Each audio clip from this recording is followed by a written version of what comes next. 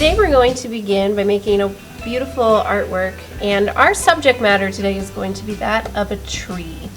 So we are going to draw a tree. So if you want to, you can take the bottom of your paper. I'm using some old paper here. Give it a little pinch fold. So I know this is the halfway mark. And then below that halfway mark, I want to draw a trunk. You're going to draw this with a pencil first. Okay, so from that trunk, I'm going to come up a little bit, and I'm going to draw two skinnier lines, vertical lines. And I'm going to make the letter Y. Just like this. This is going to be the beginning of our tree. So from here, I'm going to go back down to the bottom part of the trunk, and I am going to draw some lines that go to the edge of the paper and draw some more branches. So when you draw a tree, you always want to think drawing the letter Y over and over and over again, just in different ways.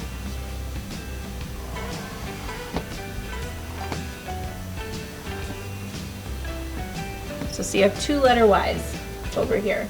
Here's a letter Y. All right, now we get to start developing this even more. So maybe I want this branch to head down a little bit. So I'll move this down, like that. Maybe I want a branch to come up from this branch and hit this one. And I'll draw the letter Y.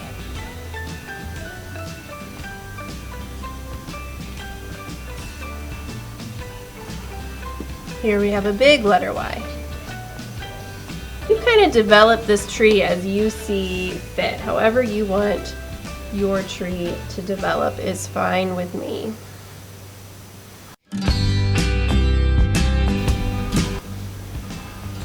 The only thing that I ask is that all of these branches go off the paper.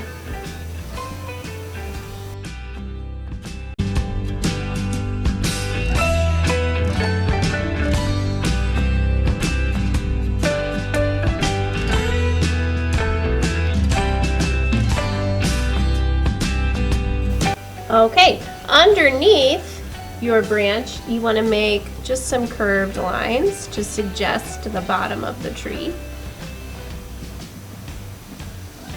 And then we're going to make kind of a field shape. So I'm going to move down here to the bottom, and I'm just going to make some curved lines. And I have to skip behind my tree as I draw.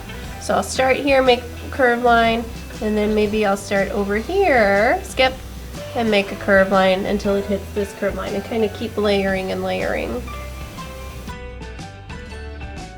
Like that, so it suggests a little bit of space. Alright, so now I have my tree and my land, and we want to decide which part is going to be warm colors and which part is going to be cool colors. So you have a choice. Do you want your tree to be warm and your field to be cool, or do you want to flip it where the tree is cool and the field is warm? It does not matter. They both will look very, very beautiful. So I think I'm going to make my tree warm colors. And what you want to do is pick a warm color. So I think I'm just going to pick red. And you want to outline the tree and the branches. So I'm going to outline this bouncy line, my trunk, and all of these shapes that I created in here. So I made a lot of shapes, so this is going to take me a little bit of time. So you want to think like you're outlining the space in between the branches. That would be called your negative space, the space in between.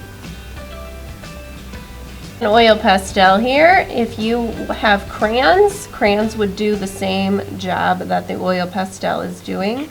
It's just oil pastel kind of shows up a little bit brighter than crayons do.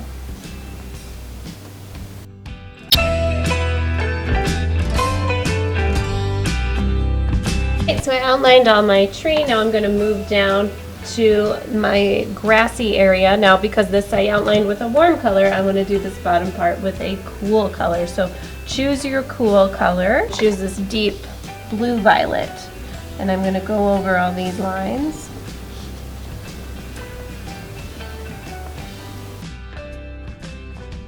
And inside some of these little hills that I've created, I'm going to make some stripes just to add a little more interest so they don't all look the same.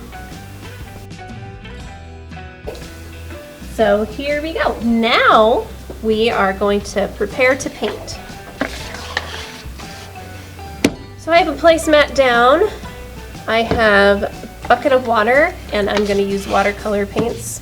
And I'm going to start up in my tree. So my tree, I decided, is going to be warm colors, so I'm going to paint in all the areas in between the branches warm colors. Now, I'm going to start with my yellow because yellow is the lightest.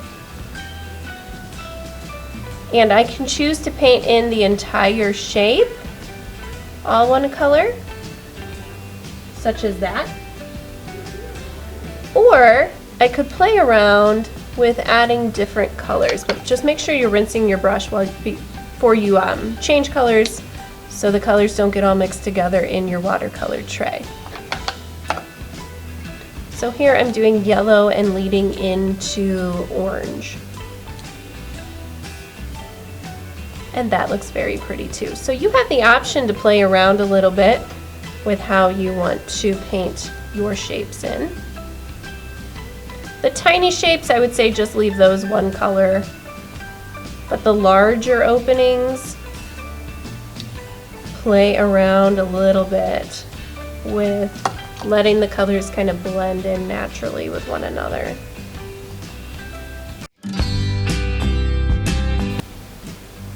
Now the tricky thing while you work here is you're going to have to remember like what is what. Don't accidentally paint inside your branches.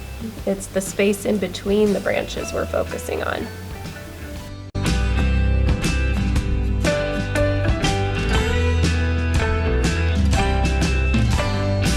Once you get all the areas in between, do make sure you also get this area down here at the bottom. So I'm going to just be playing with a few different colors down here. Again, this is all just warm. Alright, double check you have everything filled in. It's already coming together. It's looking super nice. And now I'm going to really rinse. And I'm going to move down into the bottom part. And I am going to start painting with the cool colors.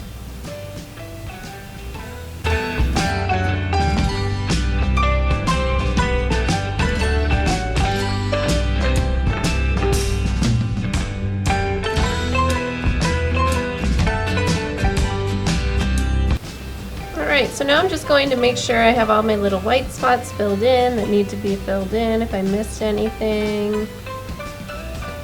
Alright, so it's really looking super nice. Now the last step is we are going to take black. And this time you don't want a lot of water on your brush. So you just need a little bit of water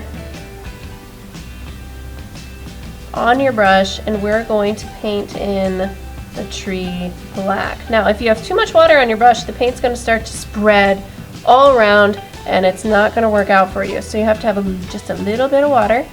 What also is going to happen if you have a little bit of water, the black is going to show up darker than if you had a lot of water. If you have a lot of water, it's going to look a little more gray because the water dilutes the paint a little bit. So that means you're seeing more of the water, less of the paint. But if we have more paint on our brush, less water, then we're seeing more of the paint, which is nice and heavy black. So this part, be very careful and delicate as you work. Take your time. You wouldn't want to ruin this whole beautiful painting by rushing through this step. If you accidentally do get too much water on your brush, you can get a paper towel and blot it off, or you can wipe your brush on the side of your bucket. Whatever you need to do, whatever works for you. But this black should be pretty heavy. We want it to look kind of like a silhouette against these beautiful colors.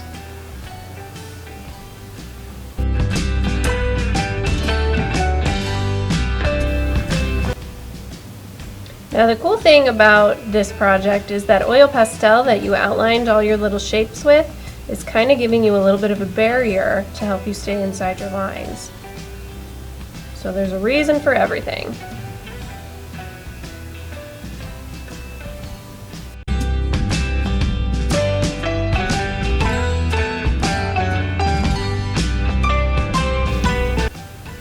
Alright, so my artwork is complete. I just need to let it dry. We've created a beautiful tree painting using warm and cool colors.